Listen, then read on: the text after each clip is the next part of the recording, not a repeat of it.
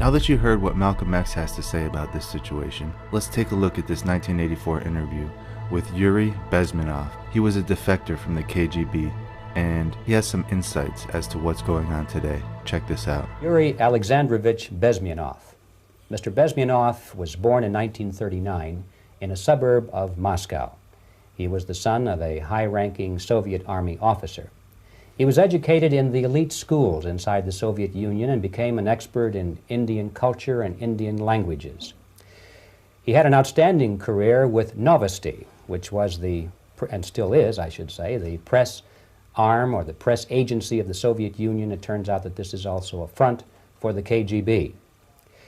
He escaped to the West in 1970 after becoming totally disgusted with the Soviet system, and he did this at great risk to his life. He certainly is one of the world's outstanding experts on the subject of Soviet propaganda and disinformation and active measures. Well, you spoke several times before about ideological subversion. That is a phrase that I'm afraid some Americans don't fully understand. When the Soviets use the phrase ideological subversion, what do they mean by it? Ideological subversion is the slow process which we call either ideological subversion or active measures, активные мероприятия in the language of the KGB, or psychological warfare. What it basically means is to change the perception of reality of every American to such an extent that despite of the abundance of information, no one is able to come to sensible conclusions in the interests of defending themselves, their families, their community, and their country. It's a great brainwashing process which goes very slow, and it's divided in four basic stages. The first one being demoralization. It takes from 15 to 20 years to demoralize a nation. Why that many years? Because this is the minimum number of years which requires to educate one generation of students in the country of your enemy, exposed to the ideology of the enemy. In other words, Marxism-Leninism ideology is being pumped into the soft heads of at least 3 generations of American students without being challenged or counterbalanced by the basic values of Americanism, American patriotism. The demoralization process in the United States is basically completed already. For the last 25 years, actually it's overfulfilled, because demoralization now reaches such areas where previously not even Comrade Andropov and all his experts would even dream of such a tremendous success.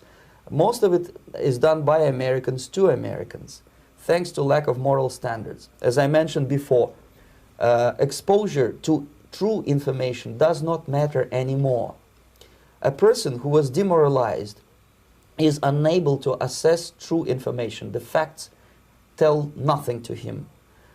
Even if I shower him with information, with authentic proof, with documents, with pictures, even if I take him by force to the Soviet Union and show him concentration camp, he will refuse to believe it until he is going to receive a kick in his fat bottom. When a military boot crashes his balls, then he will understand, but not before that. That's the tragic of the situation of demoralization. The next stage is destabilization. This time, subverter does not care about your ideas and the patterns of your consumption. Whether you eat junk food and get fat and flabby, it doesn't matter anymore. This time, and it takes only from 2 to 5 years to destabilize a nation, what matters is essentials: economy, foreign relations, defense systems. And you can see it quite clearly that in some areas, in such sensitive areas as defense and economy, the influence of Marxist-Leninist ideas in the United States is absolutely fantastic. I could never believe it 14 years ago when I landed in this part of the world that the process will go that fast. The next stage, of course, is crisis. It may take only up to 6 weeks to bring a country to the verge of crisis. You can see it in Central America now. And after crisis, with a violent change of power, structure, and economy, you have so-called the period of normalization. It may last indefinitely.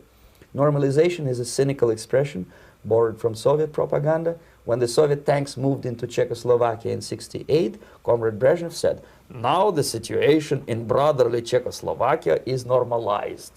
This is what will happen in the United States if you allow all these schmucks to bring the country to crisis, to promise people all kind of goodies and the paradise on earth, to destabilize your economy, to eliminate the principle of free market competition, and to put a big brother government in Washington, D.C., with benevolent dictators like Walter Mondale, who will promise lots of things, never mind whether the promises are fulfillable or not.